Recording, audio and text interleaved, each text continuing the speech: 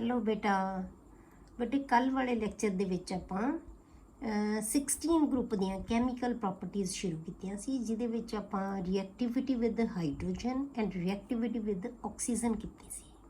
ਠੀਕ ਹੈ, ਜੇ ਤੁਹਾਨੂੰ ਯਾਦ ਹੋਵੇ ਹਾਈਡਰਾਈਡਸ ਬਣਾਏ ਸੀ ਆਪਾਂ। ਹਾਈਡਰਾਈਡਸ ਕਿਹੜੇ ਟਾਈਪ ਦੇ ਬਣੇ ਸੀ? H2E। ਤੇ ਆਕਸਾਈਡਸ ਹੈ ਜਿਹੜੇ ਉਹ ਆਪਾਂ ਦੋ ਤਰ੍ਹਾਂ ਦੇ ਬਣਵਾਏ ਸੀ। ਇਹ ਦੋਨੋਂ ਤਰ੍ਹਾਂ ਦੇ ਆਕਸਾਈਡਸ ਹੈ ਜਿਹੜੇ ਆਪਾਂ EO2 ਬਣਾਇਆ ਸੀ ਤੇ ਇੱਕ EO3 ਬਣਾਇਆ ਸੀ। ਠੀਕ ਹੈ, ਤਾਂ ਦੋ ਤਰ੍ਹਾਂ ਦੇ ਆਕਸਾਈਡਸ ਬਣਾਉਂਦੇ ਸੀ। ਉਹਨਾਂ ਦੋਨਾਂ ਦੀ ਰਿਐਕਟੀਵਿਟੀ ਨੂੰ ਆਪਾਂ ਡਿਟੇਲ ਦੇ ਵਿੱਚ ਡਿਸਕਸ ਕੀਤਾ ਸੀ। ਹੁਣ ਆਪਾਂ ਬੇਟੇ ਅੱਜ ਕਰਦੇ ਹਾਂ ਰਿਐਕਟੀਵਿਟੀ ਵਿਦ ਹੈਲੋਜਨਸ। ਰਿਐਕਟੀਵਿਟੀ ਵਿਦ ਹੈਲੋਜਨਸ। ਹੁਣ ਹੈਲੋਜਨਸ ਦੇ ਨਾਲ ਇਹਨਾਂ ਦੀ ਰਿਐਕਟੀਵਿਟੀ ਕੀ ਹੈ? ਇਹਦੇ ਵਿੱਚੋਂ ਕੁਐਸਚਨ ਮਤਲਬ ਬਹੁਤ ਟਾਈਮਸ ਕੁਐਸਚਨ ਰਿਐਕਟੀਵਿਟੀ ਆਫ ਹੈਲੋਜਨਸ ਹੈ, ਇਹਦੇ ਵਿੱਚੋਂ ਤੁਹਾਨੂੰ ਕੁਐਸਚਨ ਆਉਂਦਾ ਹੈ। ਕਿਉਂਕਿ ਯਾਦ ਰੱਖੋ ਬੇਟੇ, ਉਸੇ ਤਰ੍ਹਾਂ ਨਾਲ ਪੜ੍ਹਨਾ ਆਪਾਂ ਕਿ ਇਹਦੇ ਵਿੱਚੋਂ ਜਿਹੜਾ ਤੁਹਾਨੂੰ ਕੁਐਸਚਨ ਆਉਣਾ ਨਾ ਕਨਸੈਪਟ ਬੇਸਡ ਆਉਂਦਾ ਹੈ। 5 ਨੰਬਰ ਦਾ ਜਿਹੜਾ ਕੁਐਸਚਨ ਆਉਣਾ ਹੈ ਤੁਹਾਨੂੰ ਇੱਕ P ਬਲੌਕ ਦੇ ਵਿੱਚ ਆਉਣਾ ਹੈ, ਤਾਂ ਉਹਦੇ ਵਿੱਚੋਂ ਜਿਹੜੇ 5 ਨੰਬਰ 'ਚ ਆਉਣਾ ਹੈ ਉਹ ਸਾਰੇ ਕਨਸੈਪਟ, ਕੋਈ ਨਾ ਕੋਈ ਰੀਜ਼ਨਿੰਗ ਕੁਐਸਚਨ, ਮਤਲਬ ਰੀਜ਼ਨਿੰਗ ਕੁਐਸਚਨ ਹੈ ਜਿਹੜਾ ਉਹ ਆਏਗਾ। ਠੀਕ ਹੈ, ਤੇ ਇਹਦੇ ਵਿੱਚੋਂ ਬਹੁਤ ਟਾਈਮਸ ਕੁਐਸਚਨ ਆਉਂਦਾ ਹੈ ਰਿਐਕਟੀਵਿਟੀ ਵਿਦ ਹੈਲੋਜਨਸ ਦੇ ਨਾਲ, ਤੇ ਇਹਨੂੰ ਧਿਆਨ ਨਾਲ ਸਮਝਣਾ ਹੈ। ਠੀਕ ਹੈ, elements of group 16 form halides of type EX2, EX4 and EX6। मतलब 3 तरह ਦੇ ਹੈਲਾਈਡਸ ਹੈ ਜਿਹੜੇ ਉਹ ਬਣਾਉਂਦੇ ਹੈ ਆਕਸੀਜਨ ਫੈਮਿਲੀ ਦੇ ਮੈਂਬਰਸ। X ਅਸੀਂ ਕਿਹਨੂੰ ਕਿਹਾ ਬੇਟੇ? ਹੈਲੋਜਨ। ਠੀਕ ਹੈ, ਤਾਂ ਇਹ ਐਲੀਮੈਂਟ ਕੋਈ ਵੀ ਹੋ ਸਕਦਾ ਹੈ। ਕਿਹੜੇ ਕਿਹੜੇ ਐਲੀਮੈਂਟਸ ਹੋ ਸਕਦੇ ਆ? ਯਾਦ ਹੈਗੇ ਆ ਤੁਹਾਨੂੰ? ਕਿਹੜੇ ਕਿਹੜੇ ਆਉਂਦੇ ਆ? ਆਕਸੀਜਨ, ਸਲਫਰ, ਸੈਲੀਨੀਅਮ, ਟੈਲੂਰੀਅਮ ਤੇ ਪੋਲੋਨੀਅਮ। ਠੀਕ ਹੈ, ਤਾਂ ਇਹ ਤੁਹਾਡੇ ਕੋਲੇ ਕੋਈ ਵੀ ਇਹ O ਦੇ ਨਾਲ ਬਣਾ ਸਕਦਾ ਹੈ। O ਨਾਲ ਵੀ ਆਪਾਂ ਤੁਹਾਨੂੰ ਦੱਸਿਆ ਸੀ, ਯਾਦ ਹੈ ਤੁਹਾਨੂੰ, ਕਿ ਜਦੋਂ O ਹੈਲੋਜਨ ਦੇ ਨਾਲ F ਦੇ ਨਾਲ ਬਣਾਉਂਦਾ ਹੈ, OF2 ਕੰਪਾਊਂਡ ਬਣਾਉਂਦਾ ਹੈ, ਤਾਂ ਉਦੋਂ ਆਕਸੀਜਨ ਦੀ ਆਕਸੀਡੇਸ਼ਨ ਸਟੇਟ ਆਪਾਂ ਕਿੰਨੀ ਲਈ ਸੀ? 2 ਪੋਜ਼ਿਟਿਵ। ਤੇ ਯਾਦ ਹੋਵੇ ਤੁਹਾਨੂੰ ਕਿ ਆਪਾਂ ਇੱਕੋ ਹੀ ਕੰਪਾਊਂਡ ਹੈ ਜਿਹਦੇ ਵਿੱਚ ਆਕਸੀਜਨ ਦੀ ਆਕਸੀਡੇਸ਼ਨ ਸਟੇਟ ਪਲੱਸ ਆਉਂਦੀ ਹੈ, ਤਾਂ ਉਹ ਕੀ ਆਪਾਂ ਕੀਤਾ ਸੀ? OF2। ਠੀਕ ਹੈ, SF2, SF4, SF6। ਠੀਕ ਹੈ, ਇਸੇ ਤਰ੍ਹਾਂ ਸਾਰੇ ਕੰਪਾਊਂਡਸ ਬਣਾਉਣਗੇ। ਮਤਲਬ E ਕੀ ਹੈ? ਐਲੀਮੈਂਟ ਹੈ, ਉਹ ਆਕਸੀਜਨ ਵੀ ਹੋ ਸਕਦਾ, ਸਲਫਰ ਵੀ ਹੋ, ਸੈਲੀਨੀਅਮ ਵੀ, ਟੈਲੂਰੀਅਮ ਵੀ ਤੇ ਪੋਲੋਨੀਅਮ ਵੀ। ਠੀਕ ਹੈ, ਕੋਈ ਵੀ ਆ ਸਕਦੇ। X ਹੈ ਜਿਹੜਾ ਉਹ ਹੈਲੋਜਨ ਹੈ। ਹੁਣ ਜੇ ਆਪਾਂ ਹੈਲੋਜਨਸ ਦੀ ਜਿਹੜੀ ਸਟੇਬਿਲਿਟੀ ਦੇਖਣੀ ਹੋਵੇ, ਤਾਂ stability of halides decreases in the order. ਜੇ ਆਪਾਂ ਹੈਲਾਈਡਸ ਨੂੰ ਦੇਖੀਏ, ਹੈਲਾਈਡਸ ਕਿਹੜੇ ਕਿਹੜੇ ਹੈਲੋਜਨਸ ਹੈ ਬੇਟੇ? Fluorine, chlorine, bromine, iodine. ਠੀਕ ਹੈ, ਇਹ 17 ਗਰੁੱਪ ਦੇ ਮੈਂਬਰਸ ਹੈ।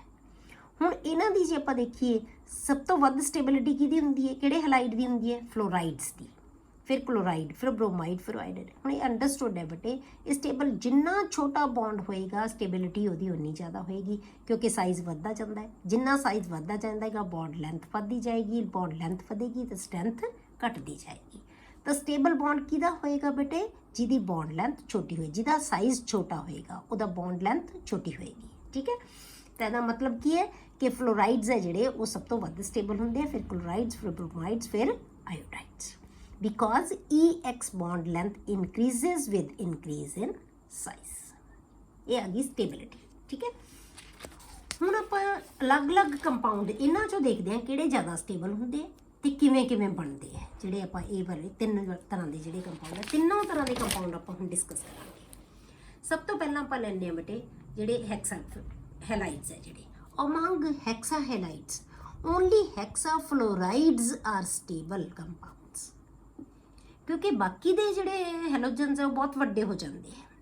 6 ਸਪੀਸ਼ੀਜ਼ ਦਾ ਆਉਣਾ ਬਹੁਤ ਔਖਾ ਹੋ ਜਾਂਦਾ ਹੈ, ਕਿਉਂਕਿ 6 ਬਹੁਤ ਜ਼ਿਆਦਾ ਹੈਗੇ ਹੈ ਜਿਹੜੇ ਐਲੀਮੈਂਟ ਐਟਮਸ ਜਿਹੜੀਆਂ ਅਟੈਚ ਹੋਣੀਆਂ ਹੈ। ਤੇ ਹੈਲੋਜਨ ਦੇ ਵਿੱਚੋਂ ਸਭ ਤੋਂ ਛੋਟਾ ਕੀ ਹੈ? ਫਲੋਰੀਨ। ਫਲੋਰੀਨ ਹੈ ਜਿਹੜੇ 6 ਅਰੇਂਜ ਹੋ ਸਕਦੇ ਹੈ। ਠੀਕ ਹੈ, ਇੱਕ ਵੱਡੀ ਮਤਲਬ ਜੇ ਵੱਡੀਆਂ ਚੀਜ਼ਾਂ ਨੂੰ ਅਸੀਂ 6 ਟਿਕਾਉਣਾ ਹੋਵੇ ਬੇਟੇ ਤਾਂ ਉਹ ਬਹੁਤ ਮੁਸ਼ਕਿਲ ਹੋਏਗਾ। ਜੇ ਆਪਾਂ ਛੋਟੀਆਂ ਚੀਜ਼ਾਂ ਨੂੰ 6 ਨੂੰ ਟਿਕਾਉਣਾ ਹੋਵੇ ਤਾਂ ਉਹ ਸੌਖਾ ਹੋਏਗਾ। ਤਾਂ ਇਹਦੇ ਵਿੱਚੋਂ ਸਿਰਫ ਹੈਕਸਾ ਹੈਲਾਈਡ ਦੇ ਵਿੱਚੋਂ ਹੈਕਸਾ ਫਲੋਰਾਈਡਸ ਹੈ ਨਾ ਜਿਹੜੇ, ਸਿਰਫ ਉਹ ਸਟੇਬਲ ਹੁੰਦੇ ਹੈ ਐਂਡ ਆਰ ਗੈਸੀਅਸ ਇਨ ਨੇਚਰ।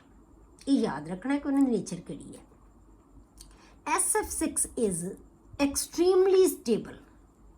ਹੁਣ ਇਹਨਾਂ ਚੋਂ ਵੀ ਪਹਿਲਾਂ ਤਾਂ ਦੇਖੋ ਹੈਕਸਾ ਹੈਲਾਈਡ ਦੇ ਵਿੱਚੋਂ ਹੈਕਸਾ ਫਲੋਰਾਈਡ ਸਟੇਬਲ ਹੁੰਦੇ ਆ। ਹੈਕਸਾ ਫਲੋਰਾਈਡਸ ਦੇ ਵਿੱਚੋਂ ਵੀ ਸਲਫਰ ਦਾ ਜਿਹੜਾ ਹੈਕਸਾ ਫਲੋਰਾਈਡ ਹੈ ਨਾ ਉਹ ਐਕਸਟ੍ਰੀਮਲੀ ਸਟੇਬਲ ਹੈ, ਸਭ ਤੋਂ ਵੱਧ ਸਟੇਬਲ ਹੈ। ਤੇ ਕੁਐਸਚਨ ਵੀ ਤੁਹਾਨੂੰ SF6 ਦਾ ਹੁੰਦਾ ਹੈ ਕਿ Y SF6 is stable. Stable ਕਿਹੜੀ ਚੀਜ਼ ਹੁੰਦੀ ਹੈ ਬੇਟੇ, ਜਿਹੜੀ ਨਾਨ ਰਿਐਕਟਿਵ ਹੋਵੇ, ਠੀਕ ਹੈ, ਉਹਨੂੰ ਸਟੇਬਲ ਕਹਿੰਦੇ ਆ। ਕਿ SF6 ਹੈ ਜਿਹੜਾ ਸਟੇਬਲ ਕਿਉਂ ਹੁੰਦਾ ਹੈ, ਹੁਣ ਇਹ ਐਕਸਟ੍ਰੀਮਲੀ ਸਟੇਬਲ ਹੈ ਐਂਡ ਕੈਮੀਕਲੀ ਇਨਰਟ ਫॉर ਸਟੀਰਿਕ ਰੀਜ਼ਨਸ, ਇਹ ਕੈਮੀਕਲੀ ਇਨਰਟ ਹੁੰਦਾ ਹੈ ਤਾਂ ਹੀ ਇਹ ਸਟੇਬਲ ਹੈ ਨਾ, ਠੀਕ ਹੈ, ਤਾਂ ਹੀ ਇਹ ਸਟੇਬਲ ਹੈ। ਇਹ ਸਟੀਰਿਕ ਜਿਹੜਾ ਸਟੀਰਿਕ ਮਤਲਬ ਸਟੀਰਿਕ ਰੀਜ਼ਨ ਕਰਕੇ ਇਹਦੀ ਵੀ ਜਿਹੜੀ ਸਟੇਬਿਲਿਟੀ ਹੈ ਬੇਟੇ ਜ਼ਿਆਦਾ ਹੁੰਦੀ ਹੈ। ਮਤਲਬ ਕੀ ਹੈ ਕਿ ਜਿਹੜੇ F ਹੈ ਨਾ 6F ਹੈ ਇਹਦੇ ਅਰਾਊਂਡ ਅਰੇਂਜ ਹੋਏ ਵੇ, ਉਹ ਸਲਫਰ ਨੂੰ ਪ੍ਰੋਟੈਕਟ ਕਰ ਲੈਂਦੇ ਹੈ, ਮਤਲਬ ਬਾਹਰੋਂ ਕੋਈ ਆਉਣ ਵਾਲੀ ਚੀਜ਼ ਇਹਦੇ ਤੇ ਅਟੈਕ ਨਹੀਂ ਕਰ ਸਕਦੀ, ਮਤਲਬ ਇਹਨੂੰ ਪ੍ਰੋਟੈਕਟ ਕਰਦੇ ਹੈ। 6F ਹੈ ਜਿਹੜੇ ਅਰੇਂਜ ਹੋ ਜਾਂਦੇ ਆ ਇਹਦੇ ਦੁਆਲੇ, ਬਾਕੀਆਂ 'ਚ F ਹੋ ਨਹੀਂ ਸਕਦੇ, 6 ਹੁੰਦੇ ਹੀ ਨਹੀਂ ਸਟੇਬਲ ਉਹਨਾਂ ਦੇ ਕੰਪਾਊਂਡ, ਠੀਕ ਹੈ, ਪਰ ਇਹਦੇ ਨਾਲ ਅਰੇਂਜ ਹੋ ਜਾਂਦੇ ਹੈ ਤਾਂ ਇਹਨੂੰ ਪ੍ਰੋਟੈਕਟ ਕਰ ਲੈਂਦੇ ਹੈ, ਠੀਕ ਹੈ। The 6F atoms protect the sulfur atom from attack by reagents। ਕੋਈ reagent ਕਿਹਨੂੰ ਕਹਿੰਦੇ ਬੇਟੇ, ਕੋਈ ਫੋਰਨ ਚੀਜ਼ ਹੈ, ਕੋਈ ਵੀ ਜਿਹੜੀ ਬਾਹਰੋਂ ਚੀਜ਼ ਅਟੈਕ ਕਰਨਾ ਜਿਹਨੇ, ਉਸੇ ਉਹਨੂੰ reagent ਕਿਹਾ ਜਾਂਦਾ। ਤਾਂ ਜਿਹੜੇ ਕੋਈ ਵੀ ਜਿਹੜਾ reagent ਹੈ ਉਹ ਅਟੈਕ ਨਹੀਂ ਕਰ ਸਕਦਾ। ਹੈਕਸਾਫਲੋਰਾਈਡਸ ਹੈਵ sp3d2 ਹਾਈਬ੍ਰਿਡਾਈਜੇਸ਼ਨ। ਹੁਣ ਇਹ ਤੁਹਾਨੂੰ ਪਤਾ ਹੋਣਾ ਚਾਹੀਦੀ ਹੈ ਬੇਟੇ ਕਿ ਇਹਨਾਂ ਦੀ ਹਾਈਬ੍ਰਿਡਾਈਜੇਸ਼ਨ, ਕਿਉਂਕਿ ਆਪਾਂ 1 ਦੇ ਵਿੱਚ ਕੈਮੀਕਲ ਬੌਂਡਿੰਗ ਦੇ ਵਿੱਚ ਬਹੁਤ ਡਿਟੇਲ 'ਚ ਪੜ੍ਹਿਆ ਹੋਇਆ ਹੈ ਕਿ ਹੈਕਸਾਫਲੋਰਾਈਡ SF6 ਦੀ ਸਟਰਕਚਰ ਹੈ ਜਿਹੜੀ sp3d2 ਹੁੰਦੀ ਹੈ ਹਾਈਬ੍ਰਿਡੇਸ਼ਨ, ਤੇ ਆਕਟਾਹੈਡਰਲ ਇਹਦੀ ਸਟਰਕਚਰ ਹੁੰਦੀ ਹੈ। ਹੁਣ ਯਾਦ ਹੈਗਾ ਤੁਹਾਨੂੰ ਕਿਵੇਂ ਸਟਰਕਚਰਸ ਬਣਾਉਂਦੇ ਆਪਾਂ, ਕਿਵੇਂ ਕੈਲਕੂਲੇਟ ਕਰਦੇ ਹਾਂ ਬੇਟੇ sp3 ਹਾਈਬ੍ਰਿਡੇਸ਼ਨ, sp3d2 ਹਾਈਬ੍ਰਿਡੇਸ਼ਨ ਕਿਵੇਂ ਆਈ ਹੈ ਇਹਦੀ ਹੈਕਸਾਫਲੋਰਾਈਡ ਦੀ, ਇੱਕ ਤੁਹਾਨੂੰ ਸਮਝਾ ਦਿੰਦੀ ਹਾਂ, ਦਿਮਾਗ 'ਚ ਆ ਜਾਏਗਾ। ਆਪਾਂ ਲੈ ਲਿਆ ਬੇਟੇ SF6, ਠੀਕ ਹੈ, ਆਪਾਂ SF6 ਲੈ ਲਿਆ। ਹੁਣ ਇਹਦੀ ਆਪਾਂ ਹਾਈਬ੍ਰਿਡੇਸ਼ਨ ਦੀ ਕੱਢਣੀ ਹੈ, ਕਿੰਨੀ ਆਏਗੀ, ਕਿੰਨਾ ਲੈਣੇ ਬੇਟੇ, ਇਹਦੇ ਵੈਲੈਂਸ ਇਲੈਕਟ੍ਰੋਨ ਲਓ, ਕਿੰਨੇ ਹੁੰਦੇ ਆ 6 ਹੁੰਦੇ ਆ, ਇਹ ਪਤਾ ਹੋਣਾ ਚਾਹੀਦਾ ਬੇਟੇ ਤੁਹਾਨੂੰ। ਸਲਫਰ ਦੇ ਆਕਸੀਜਨ ਦੀ ਪੂਰੀ ਫੈਮਿਲੀ, ਪਹਿਲਾ ਮੈਂਬਰ ਆਕਸੀਜਨ ਹੈ, ਉਹਦੇ ਕੋਲੇ ਕਿੰਨੇ ਹੁੰਦੇ 6, ਸਾਰੇ ਗਰੁੱਪ ਦੇ ਵਿੱਚ ਹੀ 6 ਇਲੈਕਟ੍ਰੋਨ ਹੋਣਗੇ, ਉਹਨੂੰ ਹੀ ਆਪਾਂ ਇੱਕ ਗਰੁੱਪ 'ਚ ਰੱਖਦੇ ਆ ਨਾ ਜਿਨ੍ਹਾਂ ਦੇ ਵੈਲੈਂਸ ਇਲੈਕਟ੍ਰੋਨ ਸੇਮ ਹੁੰਦੇ ਆ, ਤਾਂ ਇਸ ਕੋਲ ਕਿੰਨੇ ਇਲੈਕਟ੍ਰੋਨ ਹੈ 6 ਹੈ। ਹੁਣ ਪਲੱਸ ਕੀ ਕਰਨਾ ਆਪਾਂ, ਨੰਬਰ ਆਫ ਜਿਹੜੀਆਂ ਮੋਨੋਵਲੈਂਟ ਸਪੀਸ਼ੀਜ਼ ਕਿੰਨੀਆਂ ਅਟੈਚਡ ਹੈ ਇਹਦੇ ਨਾਲ, ਕਿੰਨੀਆਂ 6 ਹੈ, ਪਲੱਸ ਕੀ ਕਰ ਦੋ 6, ਮਤਲਬ ਕਿੰਨਿਆਂ ਨੇ ਬੌਂਡ ਬਣਾਇਆ ਹੋਇਆ, ਸਿੰਗਲ ਬੌਂਡ ਇਹਦੇ ਨਾਲ ਕਿੰਨੇ ਬਣਾਇਆ ਹੈ 6, ਤਾਂ ਕੀ ਹੋ ਗਿਆ 12 ਡਿਵਾਈਡਡ ਬਾਈ 2, ਬਸ ਇਹ ਤੁਹਾਡੇ ਕੋਲ ਹਾਈਬ੍ਰਿਡੇਸ਼ਨ ਦਾ ਨੰਬਰ ਆ ਗਿਆ, H ਦਾ ਨੰਬਰ ਆ ਗਿਆ। 6 + 6 ਬਾਈ ਕੀ ਆ ਗਿਆ 6, ਹਾਈਬ੍ਰਿਡੇਸ਼ਨ ਇਵੇਂ ਹੀ ਕੱਢਦੇ ਆ ਨਾ ਆਪਾਂ।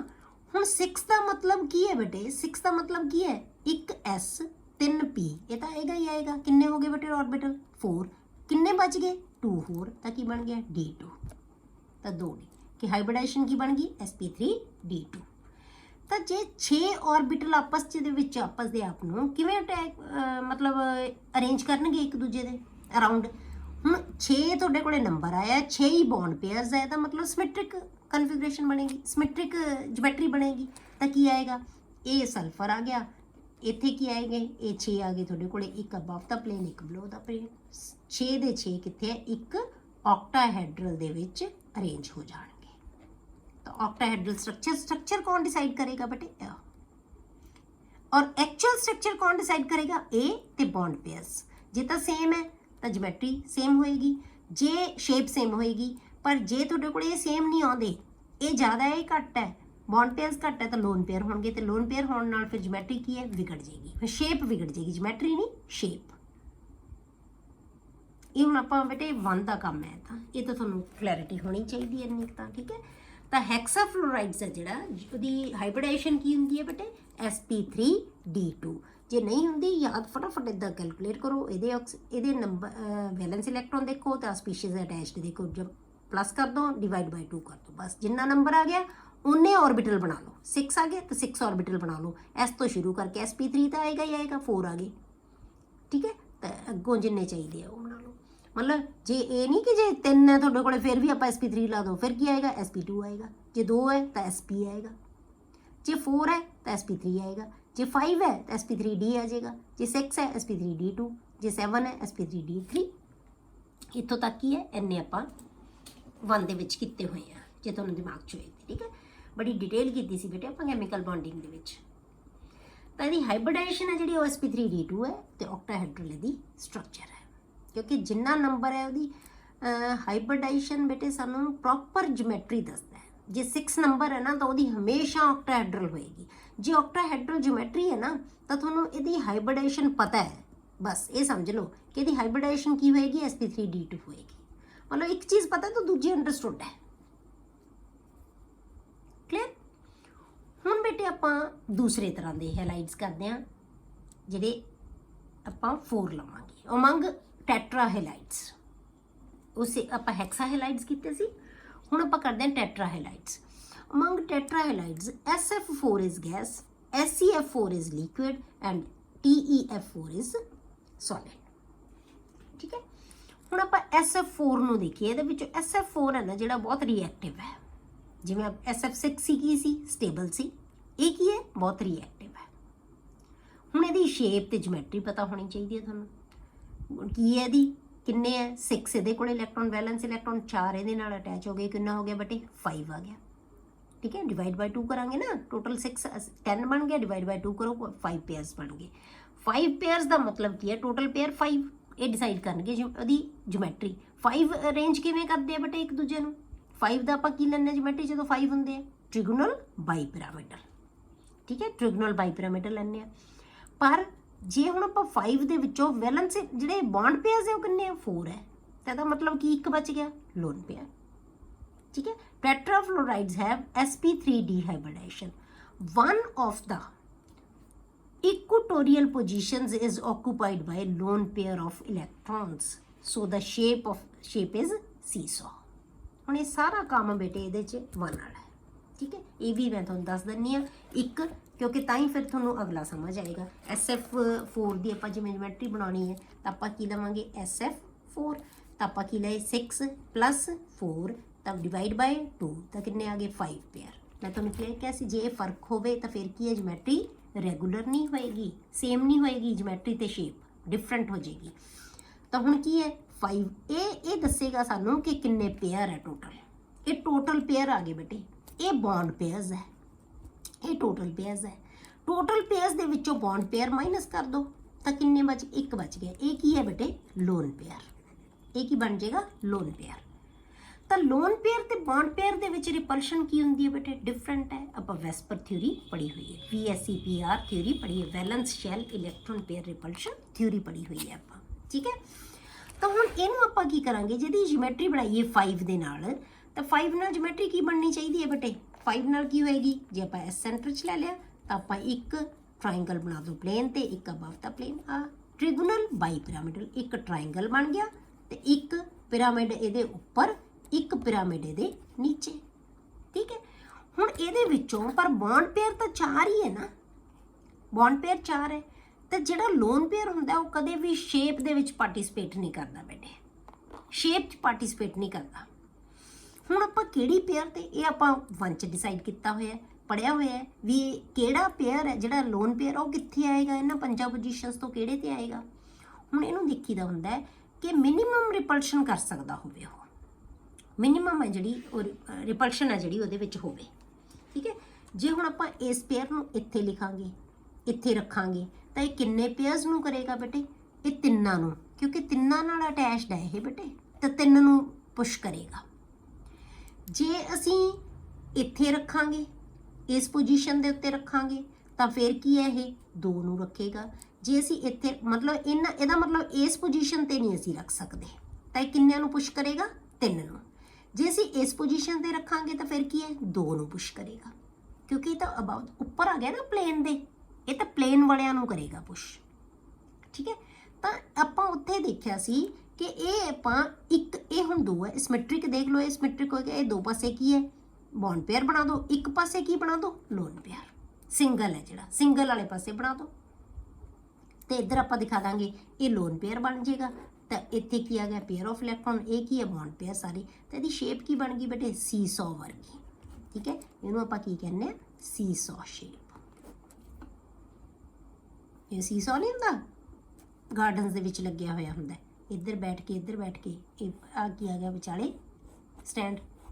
ਠੀਕ ਹੈ, ਸੀਸੌ ਵਰਗੀ ਇਹਦੀ ਸ਼ੇਪ ਬਣ ਗਈ। SF4 ਦੀ ਟੋਟਲ ਪੇਅਰਸ 5 ਬਣੇ, ਇਸ ਕਰਕੇ ਟ੍ਰਿਗੋਨਲ ਬਾਈਪਿਰਾਮਿਡਲ ਹੋਣੀ ਚਾਹੀਦੀ ਸੀ, ਪਰ ਇਹਦੇ ਵਿੱਚੋਂ ਇੱਕ ਕੀ ਹੈ, ਲੋਨ ਪੇਅਰ ਹੈ, ਇੱਥੇ ਬਣਾਤਾ। ਤਾਂ ਸ਼ੇਪ ਕੀ ਬਣ ਗਈ, ਇਹਨੂੰ ਅਸੀਂ ਪਾਰਟਿਸਿਪੇਟ ਨਹੀਂ ਕਰਾਂਗੇ ਤਾਂ ਕੀ ਬਣ ਜਾਏਗਾ, ਇਹਦੀ ਸ਼ੇਪ ਬਣ ਜਾਏਗੀ ਸੀਸੌ ਸ਼ੇਪ।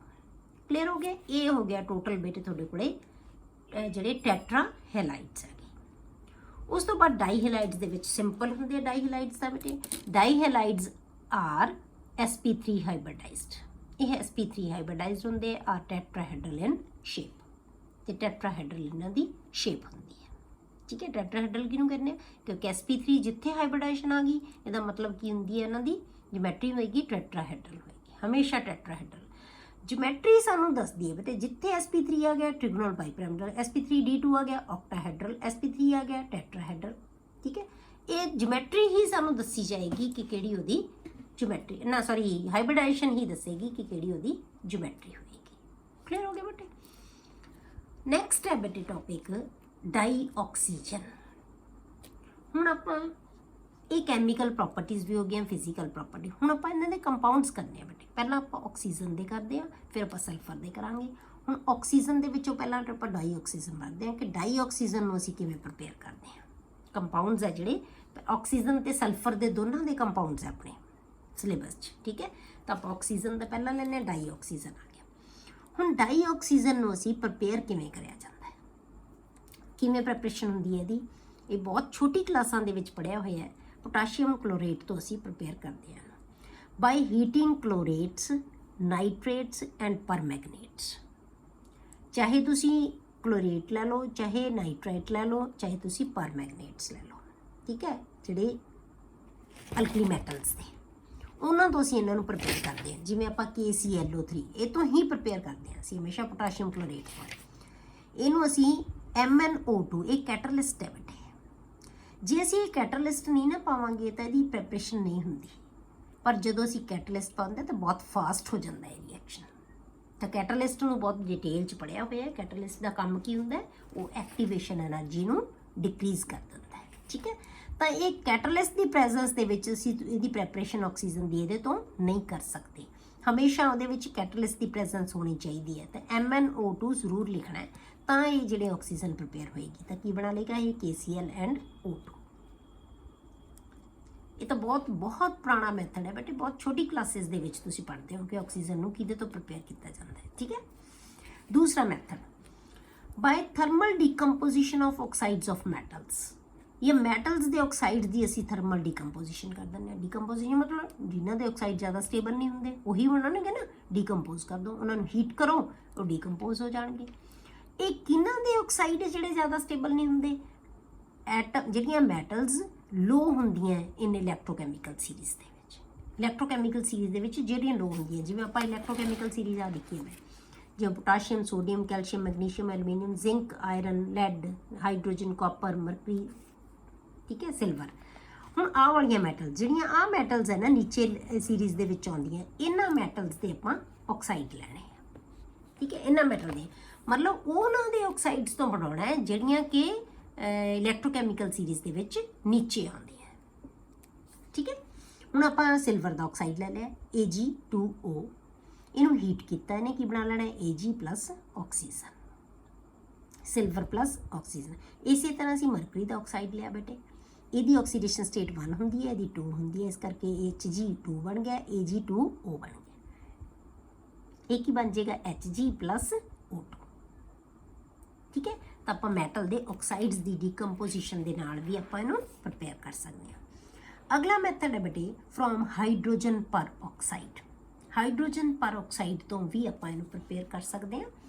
ਹਾਈਡਰੋਜਨ ਪਰ ਆਕਸਾਈਡ ਤੋਂ ਆਪਾਂ ਕਿਵੇਂ ਕਰਦੇ ਹਾਂ? ਇਹਦੀ ਡੀਕੰਪੋਜੀਸ਼ਨ ਕਰ ਦਿਓ। ਇਹਦੀ ਵੀ ਜਦੋਂ ਇਹਨੂੰ ਡੀਕੰਪੋਜ਼ ਕਰਾਂਗੇ ਤਾਂ ਇਹ ਕੀ ਹੈ? H2 ਤੇ O2 ਦੇ ਵਿੱਚ ਕਨਵਰਟ, H2O ਤੇ O2 ਦੇ ਵਿੱਚ, ਵਾਟਰ ਐਂਡ ਆਕਸੀਜਨ। ਤਾਂ ਇਹਦੇ ਤੋਂ ਵੀ ਅਸੀਂ ਇਹਨੂੰ ਪ੍ਰਪੇਅਰ ਕਰ ਸਕਦੇ ਹਾਂ ਆਕਸੀਜਨ ਨੂੰ। ਅਗਲਾ ਮੈਥਡ ਹੈ ਜਿਹੜਾ ਬੇਟਾ, ਜਿਹੜਾ ਲਾਰਜ ਸਕੇਲ ਦੇ ਉੱਤੇ ਜਿਹੜੀ ਆਕਸੀਜਨ ਦੀ ਪ੍ਰੈਪਰੇਸ਼ਨ ਹੁੰਦੀ ਹੈ ਉਹ ਹੁੰਦੀ ਹੈ ਇਲੈਕਟ੍ਰੋਲਿਸਿਸ ਆਫ ਵਾਟਰ ਤੋਂ। On large scale oxygen is prepared by electrolysis of water. Water ਦੀ ਅਸੀਂ ਇਲੈਕਟ੍ਰੋਲਿਸਿਸ ਕਰਦੇ ਨੇ। ਇਲੈਕਟ੍ਰੋਲਿਸਿਸ ਦਾ ਮਤਲਬ ਅਸੀਂ ਵਾਟਰ ਦੇ ਵਿੱਚ ਜਦੋਂ ਇਲੈਕਟ੍ਰਿਸਿਟੀ ਪਾਸ ਕਰਾਂਗੇ ਤਾਂ ਫਿਰ ਕੀ ਹੈ? ਆਪੋਜ਼ਿਟਲੀ ਜਿਹੜੇ ਚਾਰ ਆਇਨਸ ਹੋਣਗੇ, ਕੈਟਾਇਨਸ ਐਂਡ ਐਨਾਇਨਸ, ਉਹ ਆਪੋਜ਼ਿਟਲੀ ਚਾਰਜਡ ਇਲੈਕਟ੍ਰੋਡਸ ਵੱਲ ਨੂੰ ਮੂਵ ਕਰਨਾ ਸ਼ੁਰੂ ਹੋ ਜਾਣਗੇ, ਉੱਥੇ ਜਾ ਕੇ ਡਿਸਚਾਰਜ ਹੋ ਜਾਣਗੇ। ਜਿਹੜੀ ਸਪੀਸ਼ੀਜ਼ ਕੋਲ ਪੋਜ਼ੀਟਿਵ ਚਾਰਜ ਹੈ ਉਹ ਇਲੈਕਟ੍ਰੋਨ ਗੇਨ ਕਰ ਲੇਗੀ, ਜਿਹੜੀ ਸਪੀਸ਼ੀਜ਼ ਕੋਲ ਪੋਜ਼ੀਟਿਵ ਚਾਰਜ ਹੈ ਉਹ ਗੇਨ ਕਰ ਲੇਗੀ, ਜਿਹਦੇ ਕੋਲ ਨੈਗੇਟਿਵ ਚਾਰਜ ਹੈ ਉਹ ਲੂਜ਼ ਕਰ ਦੇਗੀ। ਠੀਕ ਹੈ, ਤਾਂ ਸਾਡੇ ਕੋਲ ਹਾਈਡਰੋਜਨ ਤੇ ਆਕਸੀਜਨ ਹੈ ਜਿਹੜੀ ਉਹ ਮਿਲ ਜਾਂਦੀ ਹੈ ਸਾਨੂੰ। ਠੀਕ ਹੈ, ਤਾਂ ਆਪਾਂ ਆਕਸੀਜਨ ਦੀ ਪ੍ਰੈਪਰੇਸ਼ਨ ਕਰਨੀ ਹੈ। Dioxygen is collected at anode, क्योंकि एनोड ਦੇ ਉੱਤੇ ਚਾਰਜ ਕੀ ਹੁੰਦਾ ਬੇਟੇ ਪੋਜ਼ਿਟਿਵ ਹੈ, ਨੈਗੇਟਿਵਲੀ ਚਾਰਜ ਸਪੀਸ਼ੀਜ਼ ਉੱਧਰ ਜਾਏਗੀ ਤਾਂ ਉੱਥੇ ਜਾ ਕੇ ਐਨੋਡ ਤੇ ਆ ਜਾਏਗਾ। ਡਾਈ ਹਾਈਡਰੋਜਨ ਐਟ ਕੈਥੋਡ, ਕਿਉਂਕਿ ਹਾਈਡਰੋਜਨ ਕੋਲੇ ਕੀ ਹੈ ਪੋਜ਼ਿਟਿਵ ਚਾਰਜ, ਉਹ ਕਿੱਧਰ ਨੂੰ ਜਾਏਗਾ ਕੈਥੋਡ ਵੱਲ। ਕਲੀਅਰ ਹੋ ਗਿਆ। ਤਾਂ ਆਕਸੀਜਨ ਨੂੰ ਹੈ ਜਿਹੜਾ ਆਪਾਂ ਪ੍ਰਪੇਅਰ ਕਰ ਸਕਦੇ ਹਾਂ, ਕਿੱਥੋਂ ਕਰ ਸਕਦੇ ਹਾਂ ਆਪਾਂ, ਅਲੱਗ-ਅਲੱਗ ਮੈਥਡ ਆਪਾਂ ਦੇ ਇੱਥੇ ਪੋਟਾਸ਼ੀਅਮ ਕਲੋਰੇਟ ਤੋਂ ਕਰ ਸਕਦੇ ਹਾਂ, ਸਿਲਵਰ ਜਿਹੜੀਆਂ ਮੈਟਲ ਦੇ ਆਕਸਾਈਡਸ ਤੋਂ ਜਿਹੜੀਆਂ ਕੈਮੀਕਲ ਸੀਜ਼ ਦੇ ਵਿੱਚ ਲੋ ਆਉਂਦੀਆਂ ਉਹਨਾਂ ਤੋਂ ਕਰ ਸਕਦੇ ਹਾਂ, ਹਾਈਡਰੋਜਨ ਪਰਆਕਸਾਈਡ ਤੋਂ ਕਰ ਸਕਦੇ ਹਾਂ, ਤੇ ਲਾਰਜ ਸਕੇਲ ਤੇ ਆਪਾਂ ਵਾਟਰ ਦੀ ਹਾਈਡਰੋਲਿਸਿਸ ਇਲੈਕਟ੍ਰੋਲਿਸਿਸ ਨਾਲ ਕਰਦੇ ਹਾਂ। ਹੁਣ ਆਪਾਂ ਕਰਦੇ ਹਾਂ ਬੇਟੇ ਇਹਨਾਂ ਦੀਆਂ ਪ੍ਰੋਪਰਟੀਜ਼। ਆਪਾਂ ਹੁਣ ਅੱਜ ਕਰਦੇ ਹਾਂ ਆਪਾਂ ਫਿਜ਼ੀਕਲ ਪ੍ਰੋਪਰਟੀਜ਼ ਇਹਦੀਆਂ ਡਿਸਕਸ ਕਰ ਲੈਂਦੇ ਹਾਂ। ਫਿਜ਼ੀਕਲ ਪ੍ਰੋਪਰਟੀਜ਼ ਤਾਂ ਕੁਛ ਨਹੀਂ ਹੈਗੀਆਂ ਇਹਦੀਆਂ। ਫਿਜ਼ੀਕਲ ਪ੍ਰੋਪਰਟੀਜ਼ ਕੀ ਹੈ ਬੇਟੇ, इट इज़ कलरलैस, टेस्टलैस, ओडरलैस गैस। ऑक्सीजन है जी वो की है कलरलैस है, टेस्टलैस है तो ओडरलैस है। It is slightly soluble in water, ये पानी दे विच सॉल्यूबल हुंदी है। सॉल्यूबल इन्नी कुछ हुंदी है कि जिहड़ी इक्वेटिक लाइफ है उहदे लई की है सफिशेंट है, कि जिहड़े इक्वेटिक एनीमल है वो बेटे उही जिहड़ी वाटर दे विच डिजोल्वड ऑक्सीजन है ना उहनूं ही इनहेल करते हैं, ਤਾਂ ਉਹ ਉਨੀ ਆਕਸੀਜਨ ਹੈ ਜਿਹੜੀ ਉਹਨਾਂ ਕੋਲੇ ਉਨੀ ਕਿ ਇਹ ਸੋਲੂਬਲ ਹੁੰਦੀ ਹੈ।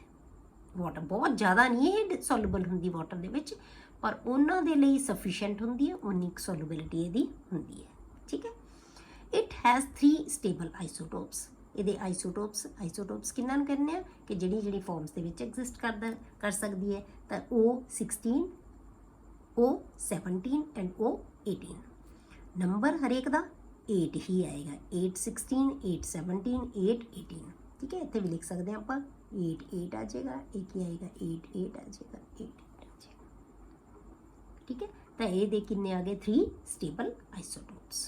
तो जिहड़ा ज़्यादा स्टेबल किहड़ा है 816 आ वाला जिहड़ा आप लैंदे हम ऑक्सीजन वही लैंदे पर ये आ भी ऑक्सीजन जिहड़ी हैगी आइसोटोप हुंदे आ दो। Molecular oxygen is paramagnetic. ਹੁਣ ਜੇ ਆਪਾਂ ਦੇਖੀਏ ਸਾਰੇ ਇਲੈਕਟ੍ਰੋਨ ਤਾਂ ਇਹਦੇ ਕੋਲੇ ਪੇਅਰਡ ਹੁੰਦੇ ਆ, ਫਿਰ ਇਹ ਪੈਰਾਮੈਗਨੈਟਿਕ ਕਿਵੇਂ ਆ ਬੇਟੇ, ਇਹ ਤੁਹਾਨੂੰ ਯਾਦ ਹੋਏਗਾ ਕਿ ਆਪਾਂ ਕੈਮੀਕਲ ਬੌਂਡਿੰਗ ਦੇ ਵਿੱਚ ਹੀ ਆਪਾਂ ਮੋਲੀਕੂਲਰ ਆਰਬਿਟਲ ਥਿਊਰੀ ਪੜ੍ਹੀ ਸੀ ਬੇਟੇ, ਜਿੱਥੇ ਆਪਾਂ ਯਾਦ ਹੋਵੇ એનર્ਜੀ ਲੈਵਲ ਡਾਇਆਗ੍ਰਾਮਸ ਬਣਾਈਆਂ ਸੀ, ਫਿਰ ਅਸੀਂ ਬੌਂਡ ਆਰਡਰ ਕੈਲਕੂਲੇਟ ਕੀਤਾ ਸੀ। ਉਹਦੇ ਉੱਥੇ ਆਪਾਂ ਦੱਸਿਆ ਸੀ ਕਿ ਆਕਸੀਜਨ ਦੀ ਨੇਚਰ ਹੈ ਨਾ ਜਿਹੜੀ ਉਹ ਕੀ ਹੁੰਦੀ ਹੈ ਪੈਰਾਮੈਗਨੈਟਿਕ, ਕਿਉਂਕਿ ਉਹਦੇ ਕੋਲੇ ਅਨਪੇਅਰਡ ਇਲੈਕਟ੍ਰੋਨ ਆ ਜਾਂਦਾ। इस करके ऑक्सीजन की नेचर की सी पैरामैगनैटिक। तो आप मॉलिकुलर ऑक्सीजन है जी वो पैरामैगनैटिक होंगी है। मॉलिकुलर ऑक्सीजन की जी रिएक्टिविटी है बेटे वो बहुत घट होंगी है। आप कैमिकल प्रॉपर्टीज़ दे विच पढ़ांगे इनू कि रिएक्टिविटी बहुत घट होंगी है, क्योंकि ये जी बॉन्डिंग है ना ये बॉन्ड है जो कि होंगे डबल बॉन्ड होंगे। डबल बॉन्ड होने करके बॉन्ड डिसोसीएशन एंथैल्पी ये की होएगी बेटे बहुत ज़्यादा होएगी, उन्होंने तोड़ना मुश्किल होएगा। तो इस करके जी रिएक्टिविटी है रूम टैंपरेचर के उत्ते वो घट होंगी है। ठीक है, रिएक्टिविटी में आप कल अगले लैक्चर के कल वाले लैक्चर डिस्कस करांगे कि कैमिकल प्रॉपर्टीज़ की होंगी डाई ऑक्सीजन।